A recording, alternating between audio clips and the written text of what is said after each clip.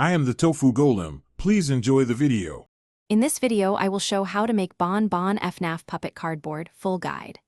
Start by gathering cardboard, craft glue, scissors, thin wire, acrylic paints, brushes, and printed reference images. Measure and trace template pieces to match the puppet proportions, then cut carefully along lines for clean edges.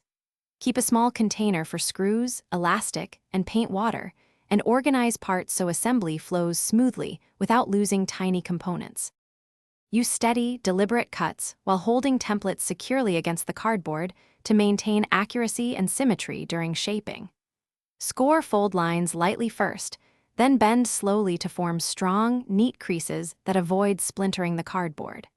When shaping curved sections, make small relief cuts at intervals to allow smooth curves without buckling the surface. Reinforce high-stress areas with layered cardboard and hot glue, so the puppet stays durable through handling and movement. If you are finding this helpful, please subscribe and like so I can keep making useful craft tutorials and share more puppet tips. Quick recommendation: these leak-proof meal prep containers are great for storing paints and small parts while you work, and they keep spills away from your project, which I love.